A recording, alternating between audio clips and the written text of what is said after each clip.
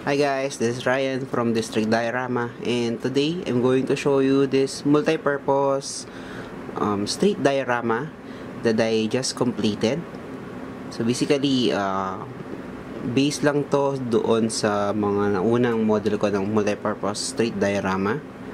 So this would be for Collector's Quest PH, and the dimensions are 15-inch deep by 18-inch wide by 19-inch tall. So the whole project is as usual made out of XPS foam and painted with acrylic paints, detailed with some water-based acrylic paints from Armored Komodo. So, as usual, ang mga diorama na ginagawa ko is mostly modulars. So, the walls, the main diorama is magnetized. So, yung dalawang wall and the base are magnetized, and yung isang tall wall natin or yung standalone wall is not. So basically he can use this tall wall around his diorama during his photo shooting session with his models or with his action figures. So this is how the diorama looks like without yung centerpiece or yung toy store ni Collector's Quest PH. So this is basically a street diorama wherein yung main wall or center wall natin is a apartment building. Then yung side wall naman is this one, some sort of warehouse building. Yung stand-alone naman natin na tall wall, tawag ko dito lagi tall wall pag may mga nagpapagawa. Ito kasi is tall wall, separated siya. So, before, ginagawa ko to, wala tong base. Hindi ko ginagawa ng base. But now, as a process improvement, so moving forward, kapag gumawa ko ng mga tall wall, gagawa ko na rin sila ng base para pwedeng i-display mag-isa itong tall wall without any support sa likod. So basically yung base na yung pinaka magiging support niya. Tapos tabi mo natin si Ryu. Then as usual yung buong accessories na ginamit natin sa mga building like itong windows are made out of Sintra board. Also, itong aircon, AC natin is made out of aircon. And then, yung ginamit ko na glass dito sa mga window natin is yung clear book cover. So, yun yung ginagamit kong glass para ma-diffuse siya ng ilaw. So, yan. Ito yung effect niya.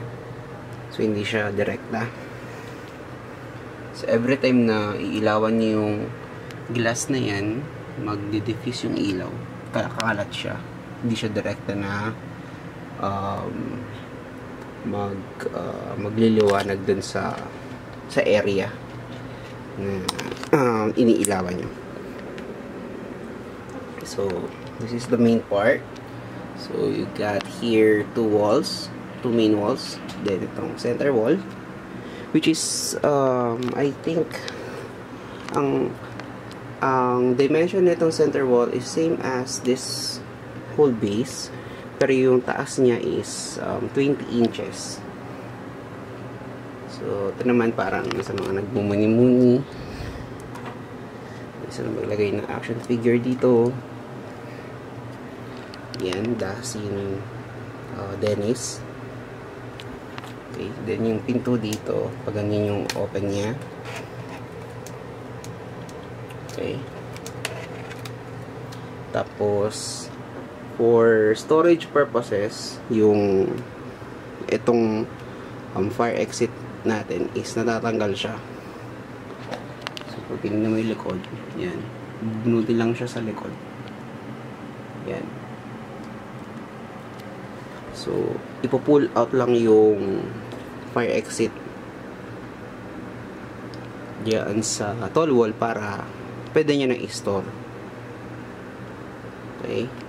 Then, ito naman, yung sa main wall natin, yung pintuan is also movable. Gumamit ako dyan ng maliliit na hinges. Ayan. Tapos yung sa doorbell, wala pong doorbell yan. Itong sa hawakan is ang tawag doon? Pinhead lang yan. Okay.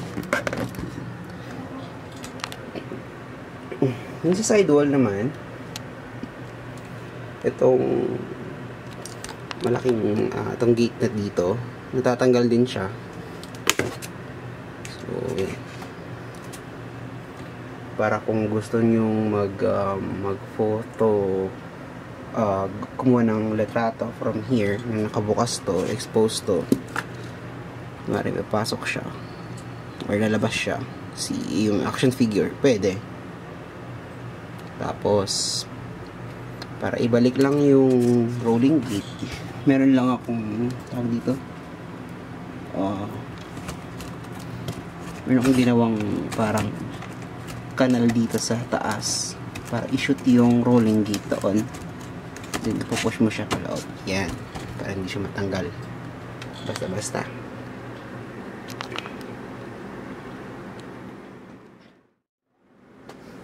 Now, for the centerpiece, ito syempre, modular din siya. So, meron tong apat na parts. So, itong rooftop. Yan. Tatanggal siya.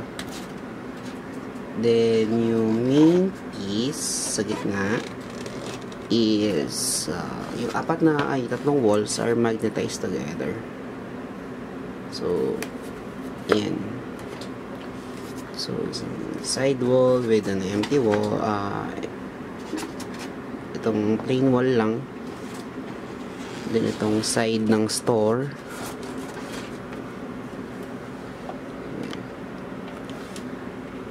So, sa mga nagtatanong kung ano yung gamit ko for this part, itong block na to, itong plastic na ginagamit ko na window, this is a aquarium divider. So, pwede nyo siyang search sa Shopee. Meron niyang black, saka meron niyang white. So, ang usual na gamit ko dapat black para mas madali siyang ipinturahan, i-detail ba. Okay. Then, yan. Tapos itong rooftop, meron siyang parang kanal din dito para dun isushoot yung sidewall, dalawang sidewall and center wall para mag-fit siya. So, magandang technique dito is balik rin muna siya,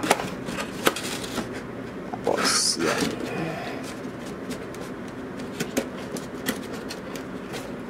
ayan. So, ayan, ganyan yung itsura niya sa loob. So, ito naman, para naman meron siyang rooftop piece, pwede siyang picture ng, kunwari, nasa rooftop yung laruan. Okay. Then, ano pa? For the accessories,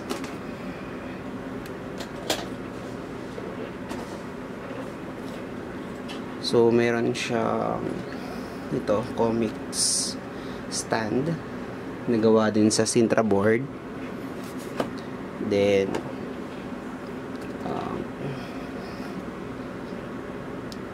wooden crates, And itong dumpster. Sa loob ng dumpster, doon yung mga posters na labas ko. So, ito. Mga miniature posters na pwede niyang ilagay. Siya na bahala maglagay kung saan niya gustong ilagay yung mga posters. Then, also gumawa ko na itong mga miniature action figure boxes. Kita ba? Ayan. Okay. So, ito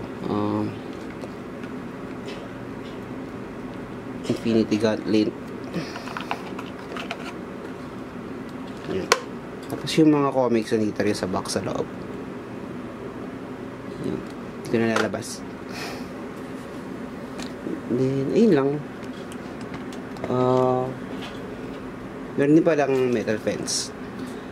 Made out of straw, saka metal gutter mesh. Ito. Ayun lang. So, I just wanted to take this opportunity then to thank Collectors Quest PH for being so very patient. And sobrang delay nung project natin, pero you still give me time to complete the whole project. So, to Sir Kurt, salamat po. Then, to all you guys, don't forget to like and follow our page, both dito sa YouTube, saka sa Facebook, saka sa Instagram. And, ayun, till next diorama review. Happy New Year to you all. Bye-bye.